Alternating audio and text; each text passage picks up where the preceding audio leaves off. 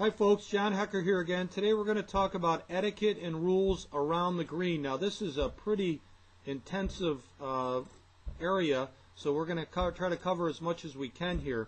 Okay, first thing you're doing when you get to the green is you're going to look to try to fix your ball marks if you've made them, and you also try to put your clubs, if you're taking a pull cart or you're carrying your bag, you're going to try to put those, lay them down in a position on the way to the next tee.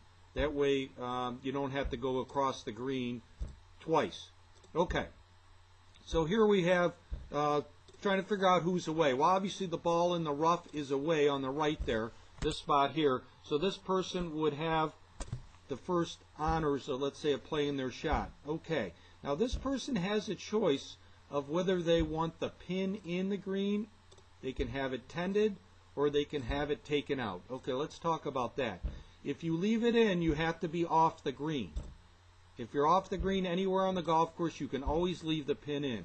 If you want it tended, the person will walk up to the hole, and what you're trying to do if you're the person tending the flag is you will typically be the person closest to the hole. Then you will stand to the side of the hole so that you won't be standing in your own ball line or your own putting line.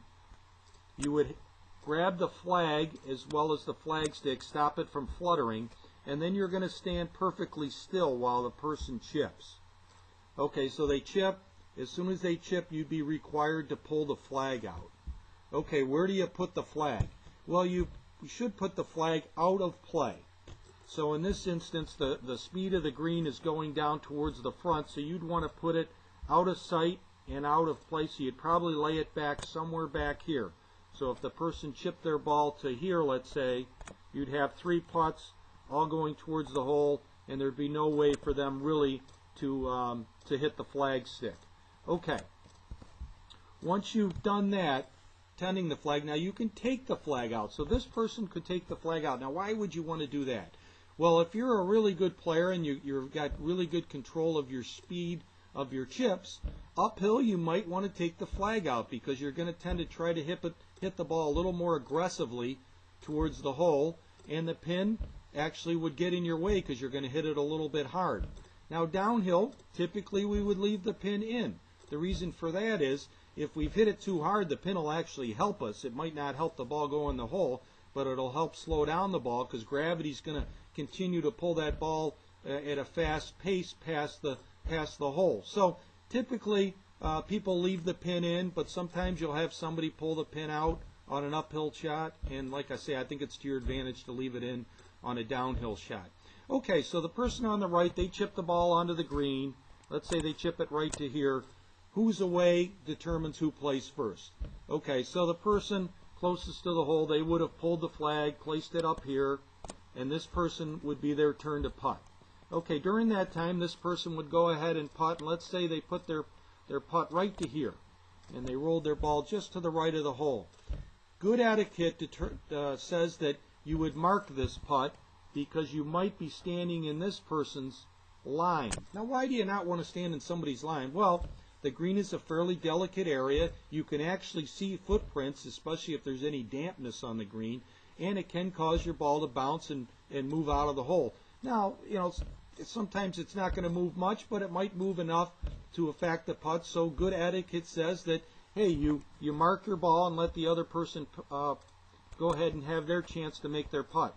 Okay, where would you stand? Well, let's start with this person here.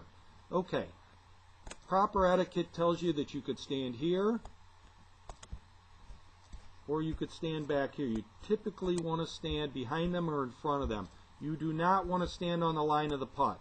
Now, I know sometimes if you have somewhat the same putt as the person putting, it seems logical you would do that, but standing out behind them or in front of them is bad etiquette. It can affect the way a person sees you while they're taking their backstroke or follow through, and like I say, good etiquette is that you stand behind or in front of them.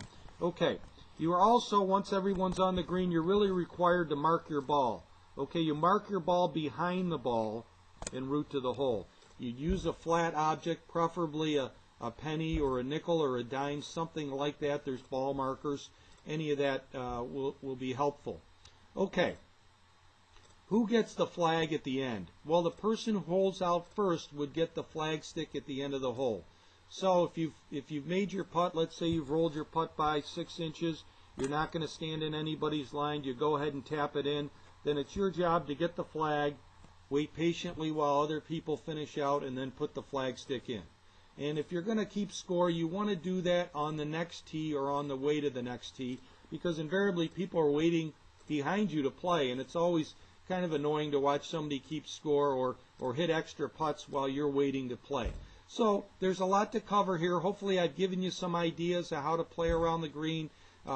Believe me, people appreciate good knowledge of the etiquette and the rules around the green. It makes it nicer for everybody. So hopefully this will help you feel good out there on the course, that you know what you're doing and enjoy the game more. Thanks.